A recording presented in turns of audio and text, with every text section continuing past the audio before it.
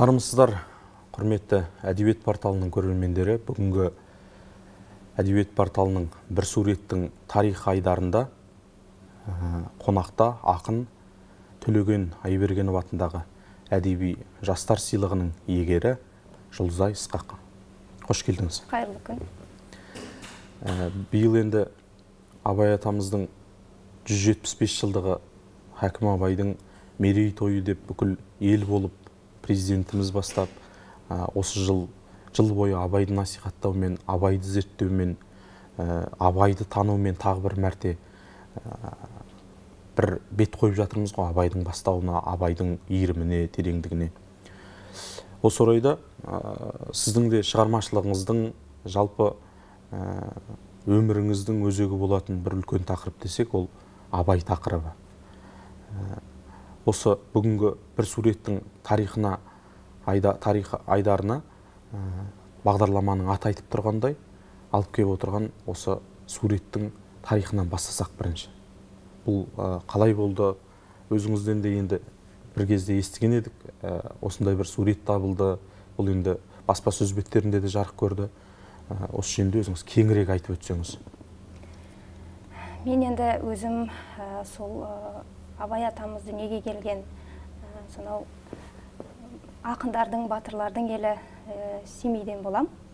Сол Семейде білім алдық, сол жерде жетілдік. Одан кейін алғашқы қызмет орным сол Семейдегі қасиетті Қара Шаңырақ Абай мұражайы еді. Сол жерде бір жыл қызмет атқарып келгеннен кейін, енді үлкен қала, жаңағы елорда болғаннан кейін, жастардың бағыт бағдары осы Астанаға бұрылып тұрғаннан кейін, бізде арманның жаңағы жетегімен осы жерге келген едік.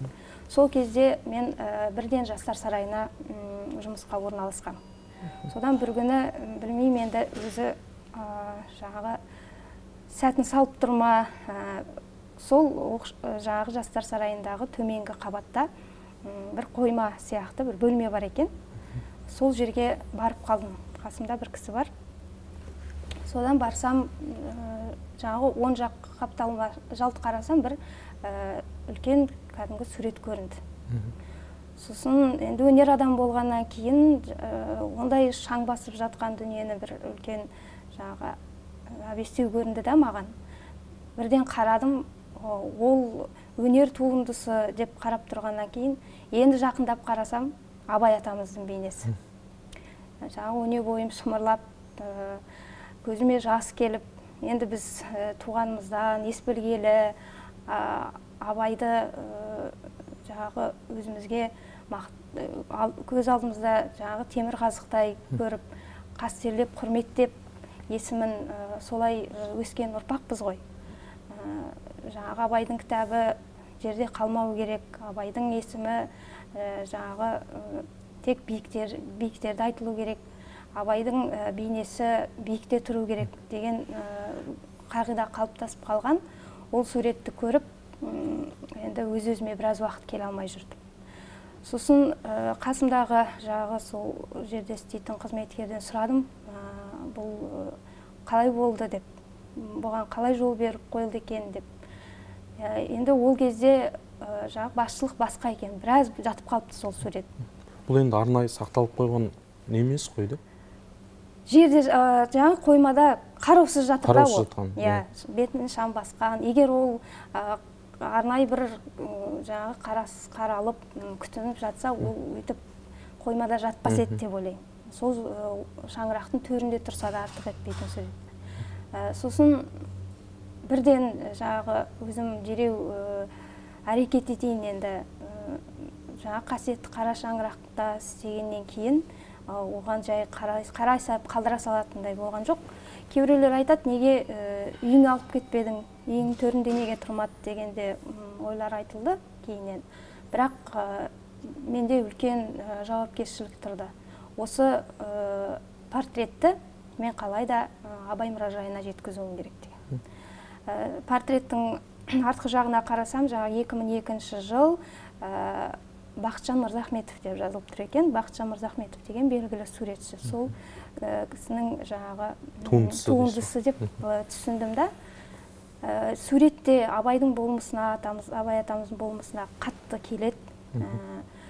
Ұқсас жаңағы өзінің екі сурет сақталды ғой, енді сол суреттерге қатты ұқсайды екен. Кейінгі кезде біраз суреттер енді портреттер ұқсамай жатыр деп айтылып жатыр ғой, небір пікірлер.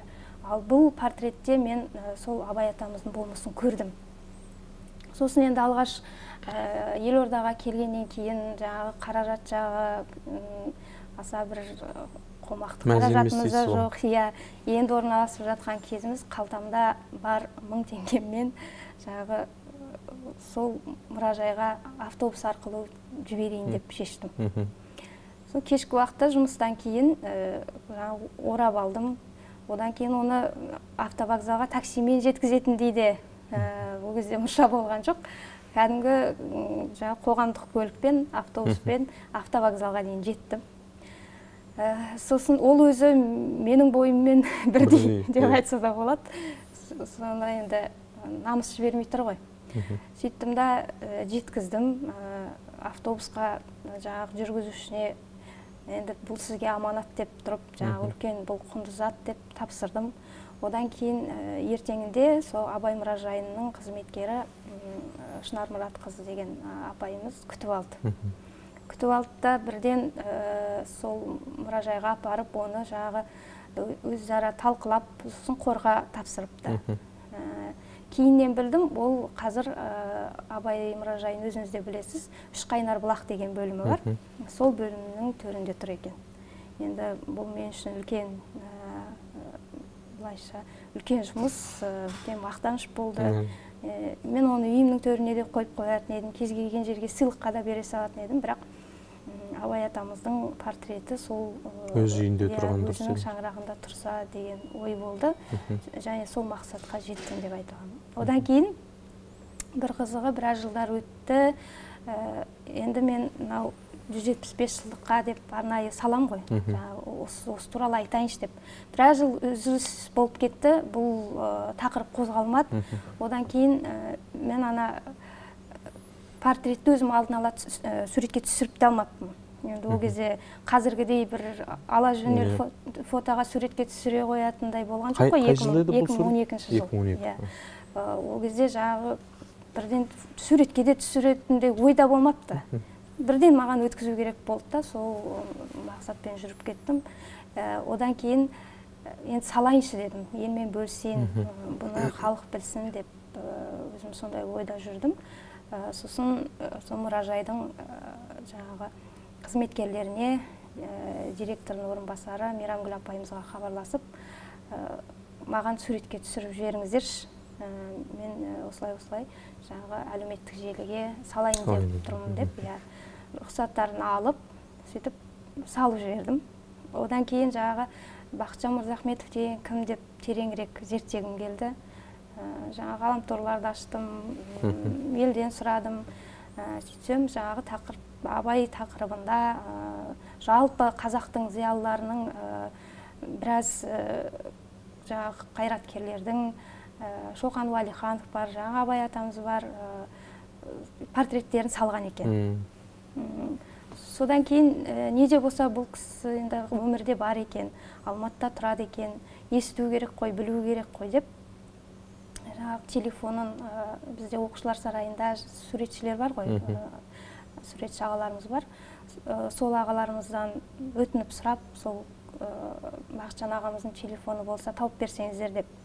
Сөйтіп тауып алдық та ол кісіге хабарластым. Сөйтсем, ағамыз жаңағы елпілдеп барлық рахметін айтып жатыр да, ол осылай болған еді деп, сол суреттің қалай сол жерде жатқанын шағын тарихы шыға келді. Ол бұлай болған екен. Ағамыз осы Астанаға келгенде осы жерде қызмет атқарып жүрген бір ағаларымызға сыйлыққа тартқан екен. Содан енді ол кісі де бір үлкен сыйлық деп өзі ойлаған ғой. Абай болғаннан кейін мүмкін жаңағы әлі күнге дейін бір жерде төре тұрған шығар деп ойлап жүрдік көп уақытқа дейін, бірақ бір күндері өзінің студенттері осы Абай мұражайына экскурсиямен барған екен де, сол портретті көріп қалып, Бақытжан аға, сіздің суретіңізді көрдік, мұражайда тұр екен деп телефонмен хабарласады. Сөйтіп, ол портрет туралы мен естідім, бірақ сенің өткізгеніңді білмейді екен деп, жаңағы соны танысып, білісіп жатырмыз. Сол кезде мен сыйлаған кезде, бірақ бұлай аяқ асты қалады деп ойламадым, деп жаңағы біраз қынжылып қалды. Әрине, болмаған екен деп, туындысына көңіл күй түсіп. Сосын мен айттым, осылай қорға тапсырдым енді. Менің ең үлкен міндетім сол болды дедім. Ағамыз рахметін айтып жатыр. Енді ол кісіге де сол мұражайдың төрінде тұрғаны абзалырақ қой, жерде жатқаннан гөрі. Солай болды. Қазір суретшінің иесі де білет, жаңағы суреттегі Абай атамыздың бейнесі де сол мұражайда.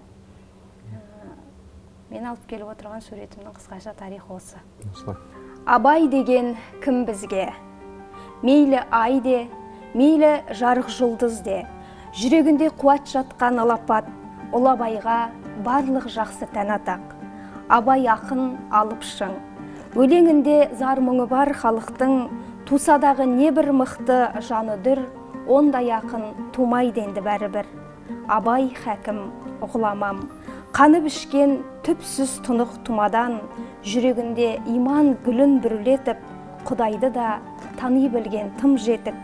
Абай шыншыл төреші, өрде тұрған өзгелерден өресі, адамдықтан алыс кетсе сәл атың, адымыңды ар сотына салатын.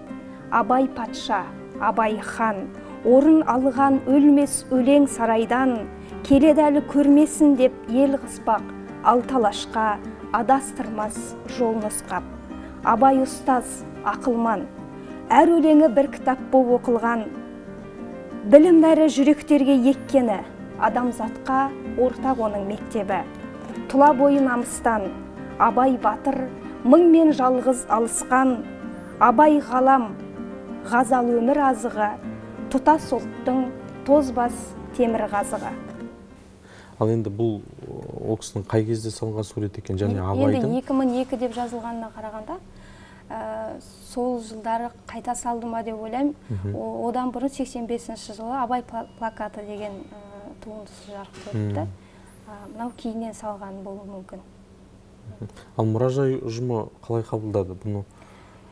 Өте жақсы қабылдады. Енді ойламағанда болар. Басында ол қандай сурет, жағы сын көтере ма, көтермей ма деп те ойлаған болар жеткенше. Одан көргеннен кейін ол кісінің басқа да суреттері бар екен ол мұражайда. Бар екен. Содан кейін бірден қабылдап, мен ойлаған жоқ, менді қорда жатасын шығар деп ойладым да. Архивте. Бірақ арнайы бөлімге шығарып біліп қояды деп те ойлаған жоқпын. Жаңағы Үшқайнар бұлақ деген бөлім, ол Абай атамыздың жаңағы өзінің сусындаған Үшқайнар бұлақ деп Мұхтар Әуезов ағамыз өзі айтып кетті ғой. Жаңағы халық ауыз әдебиеті, шығыс әдебиеті, одан батыс пен орыс әдебиеті деп. Сол Үшқайнар бұлаққа арналған бөлімде қазір сол сурет тұр екен. Суретші ағамызбен кездестіңіз бе? Жоқ, әлі кездеспедім. Мен оны осы қателеспесем, ақпан мен наурыз айларында сөйлестім ау деймін осы жылы. Одан кейін пандемияға байланысты біраз шектеулер болды. Мен негізі ойлағам, егер Алматыға барсам, уақыт кең, жаңағы жақсы уақытта кездесіп, бір көрсем деп, өзім дидарласып, сол сурет жайлы біраз тағы да тереңірек білсем деп ойлап едім. Енді алдағы уақытта Алла амандық берсе, сол кездесіп қалармыз деген үміттемін. Жұлдызай, енді сіздің алғаш университет қабырғасын аяқтағаннан кейін, тәмамдағаннан кейін Абай мұражайынан қызметіңізді бастағаныңызды жаңа айтып отырсыз, білеміз. Бұл енді сіздің Абай әлеміне құштарлығыңыздан, Абайды іздеуден басталған дүние ма, жоқ бұл бір кездейсоқ келдіңіз ба сол ұжымға? Жалпы осы Абай музейінен бастауыңыздың сыры неде? Мен 4-ші курс оқып жүрдім. Негізінен енді Абайдың шаңырағына жиі барып, экскурсияларға қанық болып, жаңағы жәдігерлерді көріп, сүйсініп, көзбен тойып, айтылған әңгімеге жаңағы ынтамыз ауып, солай әр барған сайын өзім ерекше әсерленетінмін. Содан кейін ол жерде өтетін іс-шаралардан да қалмауға тырысатынмын. Жаңа қазақтың қарашалы Төкен ағамыздың мерейтойы болды ау деймін. Сол мерейтойда өлең оқуға шақырды. Сол ағамызға марқұм арнау оқыдық. Одан кейін маған ұсыныс жасады. Осы музейге жаңағы тәжірибеден өтуге қалай қарайсыз деп. Төкен ағамыз ба? Жоқ, ол кезде Жандос ағамыз болды директор. Сол уақыттарда сондай өзі алла сәтін салып кетті. Негізінен енді ол жерде мен жұмыс істеймін, бірден қабылданып кетемін деп ойлаған жоқпын. Біздің көз алдымызда ол жерден бір қол жетпестей болып тұрды ғой студент кезімізде. Сосын жаңағы диплом алғанша сол жерде тәжірибеден өтіп жүрдім. Барып келіп кетіп сабағыммен қабаттасып. Бірден қабылдандым, одан кейін 1 жыл жұмыс істедік. 1 жыл қызмет атқардыңыз? 1 жыл қызмет атқардым, иә. Ал қорғаған негіз тақырыбыңыз қандай еді? Қазір қазақ қыздар поэзиясы болған. Қыздар поэзиясы. Деген өзіңіздің бүгінгі ортаңыз туралы жазған екенсіз ғой? Арнайы өзім сол тақырыпты ашқым келді, содан соны қорғадық. Абайға баруға қорықтым. Екінің бірі бара бермейтін тақырып қой. Әлімге дейін мысалы әр оқыған сайын, әр жасқа келген сайын басқаша қабылдап, басқаша түсінеміз. Енді алдағы уақытта мүмкін ондай зерттеу жұмыстары болып қалар. Жазылуы мүмкін дейсіз ғой. Ал енді сол Абай мұражайында қызмет еткен кездегі бір есте қалған оқиғалар бар ма? Жалпы қандай тәжірибемен 1 жылдан кейін қандай тәжірибемен шықтыңыз сол ортадан? Енді бұл Абай мұражайы сол кезде, мүмкін қазір де шығар, Қазақстандағы ең үлкен мұражайлардың бірі. Ең алғашқы ашылған? Ең алғашқы ашылған, кейіннен 95 жылдан кейін жаңағы көлемі ұлғайтылды ғой. Жаңа ғимарат салынды, 16 залы бар. Бірден кіресің, кіргеннен кейін жаңа бастайсың Абай атамыздың балалық шағынан бастап, жағында жаңа Абай әлемі, Абай жолы тұрады. Оны айтып өтесің, осы Семейден шығып Шыңғыстауға дейін деп. Сосын тарихы кетеді, әдеби әлеміне дейін сол жүргізіп шығамыз. Бір экскурсия 40-50 минутта алады. Мен олай ұзақ сөйлеп көрмегем. Кезекші болған күндері кешке жақын үйге қайтам. Үйге келгеннен кейін үн жоқ менде. Экскурсия жүргізесіз ғой? Экскурсия жүргіземіз. Мынау көктем уақытында, күз уақытында, жазда көп келеді. Оқушылар келеді, жаңағы сырттан көп қонақтар келеді.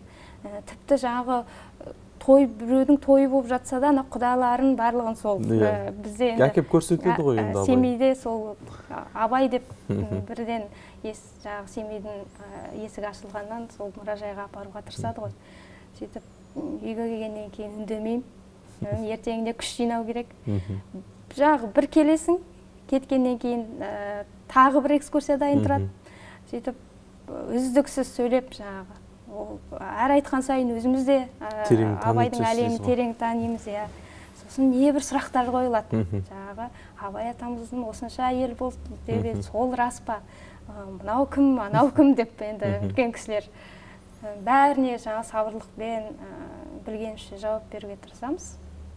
Сондай қызықтар болды. Одан кейін біз шаралар өткізетінбіз. Айына 1 рет жаңағы бізге бекітіп қояды. Маған келгені Абайдың өнер әлемі болды. Сол жерде көрініс қойып, жаңағы студенттер өздерінде барсындар арман сол уақытта қатысып, Абайдың рөлін сомдадың. Сондай кеш өтті. Сол кештен кейін біраз уақытта мен Астанаға кетіп қалдым. Сол қызықтар көп. Одан бітіргеннен жағы кетіп қалғаннан кейін де сағынам ғой. Ең жағы ыстық адамдар, біздің оқыған оқу орнындағы ұстаздармен сол мұражайдағы үлкен апа-ағаларымыз болып көрінеді. Жақын, жаным түсінетін. Астанаға келгеннен кейін өзімді өзім жоғалтып алған сияқты, бірақ сағынам. Сол сағынғанның әсері ма деп ойлаймын, жаңағы Семейден шығып, көзіңді салсаң маңайға деп жаңағы термелетіп, сол Семейден шығып Қарауылға дейін экскурсия жүргізетінбіз жазғы уақытта. Соны Қараөленге салып көрдім да. Сөйтіп, өзім дауыстап оқып, ертеңінде видео монтажын жасап, клип ретінде жіберем. Сол музейдің өздерінің залдары бар ғой, сол жерде экраннан бүкіл қызметкерлер шақырып көрсетіпті анда. Сондай сағынышпен жасалған дүниелер көп болды. Қазір ол сол Абай жолы деген термеге айналды, әні бар. Өзім өнердегі әпкем, анамдай болып кеткен әнші Гүлмира Саринаның әніне жазылған, сол қазір орындалып жүр. Әпкеміздің орындауында. Бұйырса енді бейнебаян ретінде де жарық көріп қалар, көпшілікке ұсынылар. Ендеше сол өлеңіңізді сұрайық сізден. Ең осы Абай еліне сапар шеккен адамдар, бұл енді ұзақтау. Бір барып келген адам болса да, сол өлеңді оқып, қайтадан сол кезде бір есіне түсіріп, сәтті есіне түсіріп, шын мәнінде бір әдеби экскурсияны осы өлеңмен жасадыңыз ғой, саяхат. Сол жөнінде бір. Ал оқып көрейін. Семейден шығып, көзіңді салсаң маңайға, тарихқа тағзым ете жүр ұрпақ, жарай ма? Табаның теген топырақта мынау тек тізер, абайла қалқа, бұл жермен жүрген абайда. Тап осы жерде даналар жүріп ән қылған, естіліп үні абайдың тұрар әр қырдан. Семейден өтіп, Шыңғысқа бағыт бұрғанда, шағылдың беті шар құрып шығар алдыңнан. Күшікбай деген уақта батыр болған дер, асуға осы есімін ерідің арнаудел, талғамсыз жалған табанға тастап кешегі, қорғансыз қалған ғазиза қаза болған жер. Алдыңнан шығар табылмас өлке сыр бөтен, ұлықтар бүрлі, мұхтардай ұлын бір көсем, Нұржамал менен Омархан рухы жатқан жер, әуездің үні әуеде тұрған бұл мекен. Әр өлке мұнда бір тұғыр дерсің бір еңсе, қасиет дарып, айбыны артқан күнерде, абай қыстаған арал төбеде бір дастан, әйгерім ділда бейті жатқан бұл өлке. Халыққа дарып көктегі күннің шуағы, құдірет жатқан мекен бедерсің бұл әлі, сырт қасқа бұлақ, өнердің алтын ұясы, өлеңнің дәмі татыған абай бұлағы.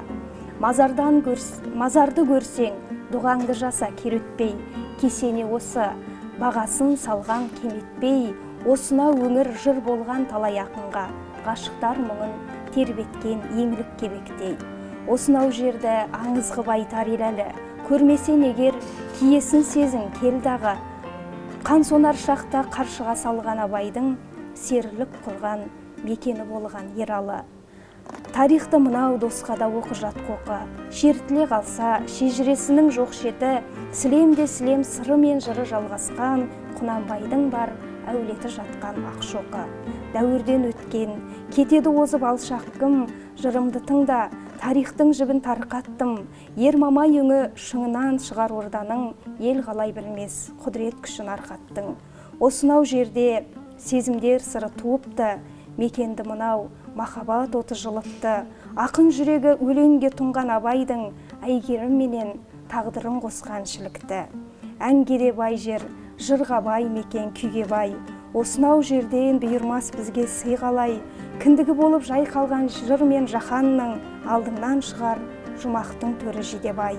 Әлемде артқан төңірек мынау бағасы, Оспанның көлі, Кеңгірбай, Орыс қорасы, қол жайып құран бағыштап өтер барша жұрт, шәкәрім абай, Ұлжан мен Зере моласы. бұл жерден шыққан кіл мықты жандар кілгөсем, бабалар жолын жалғаймын мен де, үлгетем, қарауыл бойы шертілген шексіз шежіре, ертеңге қалар аманат болып бұл мекен. Бәрекелді. Абай еліне тағы бір барып қайтқандай болдық, сіздің өлеңіңізбен. Өзіміз де сағынып қалдық. Биыл енді Абай атамыздың мерейтойы деп жатырмыз ғой, осы мынау індеттің кесірінен шын мәнінде емін-еркін қанатын кеңге жайып кете алмай, осы Абай еліне барғысы келіп жүрген қаншама жастар, қалам ұстаған қазақтың барлығы Абайға сыйынады ғой енді. Бірақ бұл күнде айғар, бұл бұлттан да күн жарқырап шығар Абайдың күні. Бірақ Абайдың кітабын оқыған сайын, Абайдың шығармаларын оқыған сайын, сол бір әлемге, шексіз әлемге қайтадан еніп, ақылын қайтадан тыңдап, қателігіңді қайтадан мойындап, жаңағы Абаймен күнде бір үндесіп жатқандай боламыз. Ал бүгінгі бағдарламамыздың қонағы болып отқан Жұлдызай ақын шын мәнінде Абайдың шығармашылығына темірқазық еткен, өзек еткен ақын десек, артық айтқандық емес. Өлеңімен де, ісімен де жаңағыдай Абай атасына адал қызмет етіп жүрген ұрпақ. Енді сіздің әнге де сөз жазатыныңызды білеміз. Көптеген әндеріңіз Аққанат арман сияқты, жаңағы Абай жолы сияқты әндеріңіз енді елдің ішінде кеңінен тарап орындалып жүр ғой. Сіз жаңағы қазақтың белгілі әншісі, күміс көмей әншісі, Қазақстанның еңбек сіңірген қайраткері Гүлмира Сарина апаймен шығармашылық байланысты екендеріңізді де жақсы білемін. Осы Абайдың елі айтатын бір ән болса деп қанша уақыт армандап келді ғой халық. Мысалы, тік тұрып ұрпақтар ұраны сияқты болатын, келген қонақты сол әнмен қарсы алатын, сол әнмен шығарып салатын дейтін. Сол жөнінде сіздердің ән мен сөздеріңіз сол елдің қазір былайша айтқанда әнұранына айналды деуге болады, Абай елінің. Осы әннің тарихына кішкене үңілсек, бұл сіз әнге жаздыңыз ба екен деп, жоқ, сіздің сөзіңізге ән жазылды ма? Қалай туды осы шығарма? Біз Гүлмира әпкем сол байқау жарияланды ғой, сол байқаудың болатынын сәл аз ғана уақыт қалғанда көріп байқап қалыпты. Сосын жаңағы өзі толғанып, елді сағынып жүрген кезі бірден қолына домбырасын алып күмбірлете жөнелді. Мен жанында болғам, сезініп отырым, көріп отырым, естіп отырым дегендей, сол жаңа Абайдың елі әннің әуені кеп жатыр. Ол әнге мен сөз жазам деп мүлде ойлаған жоқ. Енді бұл ән болатын болса, бұның сөзін бірден ойыма келгені, Гүлмира әпкеміз әнін жазса, сол жердің тумасы сөзін Қалқаман аға жазатын шығар деген ой болды. Бірақ жаңағы әуен келіп жатқанда, бірден қайырмасы маған сөз болып келді. Жаңағы Шыңғыстаудан басталып, соңында қорғаймын сені көзімнің екі қарашығындай деп. Сол бірден жаңағы домбыраның легімен сол сөздер келді да. Одан кейін енді қайырмасы шыққаннан кейін ары қарай ол дами түсетті, жалпы шумақтары шығып кетті. Сөйтіп бір туынды болды. Не керек, сосын енді бұны байқауға қосайық, ел айтып кетсін. Ән мен сөз қатар туды ма сонда бір сәтте? Бір уақытта. Міне керемет. Сондай негізі көп болай кездесе бермеді ғой, бір ғажайып сәт болды енді ол. Мүмкін солай беріп тұрған шығар. Енді Гүлмира әпкемнің туған жері өзіне мысалы басқаша әсер етіп, жаңағы өзінің туған жеріне арнап бірінен кейін бір ән келіп жатыр. Оны көріп мен әсерленіп сөйтіп сөз болып кетті. Сосын жібердік байқауға, біраз әндер кеп түскен екен. Сосын Төлеген ағамыз бар ол жерде жаңағы қазылар алқасында. Енді Абай еліндегі енді Төлеген ағамыз болмаса болмайды ғой, әрине. Сөйтіп көзімнің екі қарашығындай қорғаймын деп тұр екен. Енді одан артық қандай сөз керек деп аға сол сөзін қатты ұнатып қалған көрінеді. Енді әуені керемет, енді сөзін жақсы қабылдап жатса, әрине біз қуандық.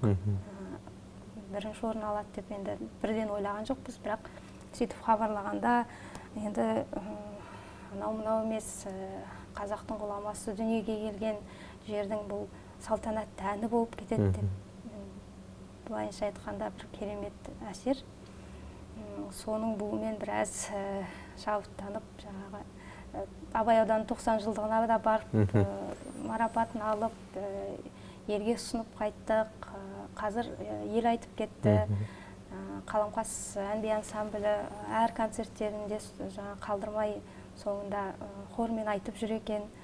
Одан кейін індет жайылып кеткеннен кейін біз біргеміз, біз үйдеміз деген челлендждер болды ғой. Сол кезде бүкіл сол Абай ауданындағы жағы ән айтады деген аға әпкелеріміз барлығы әрқайсысы өз үйінде сол әнді кезек-кезегімен орындап, сондай челлендж жолдапты. Ол керемет әсерлі енді. Анан тыңдай бергің келеді, тыңдай бергің келеді. Әлеуметтік желіден көріп неттік. Сондай дүние болып шықты. Ғұмырлы болсын дейміз, бұл енді біздің емес, халықтың әні болсын дейміз. Халыққа ұнап жатса, содан артық баға жоқ енді бізге.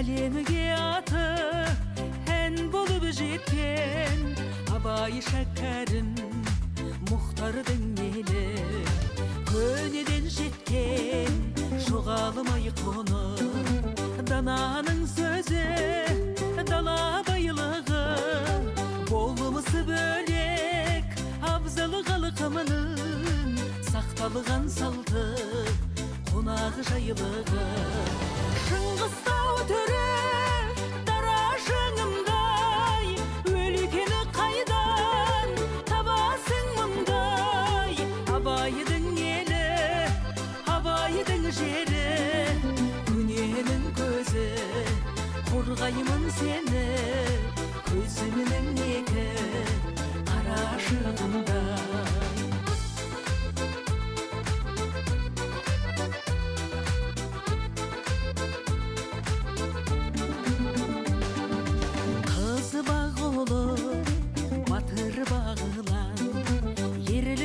өшпес оты дарыған қазақтың рухы сезіліп тұрар қарауылымның топырағына Шыңғыстау түрі дара шыңымдай өлкені қайдан табасың мұндай Абайдың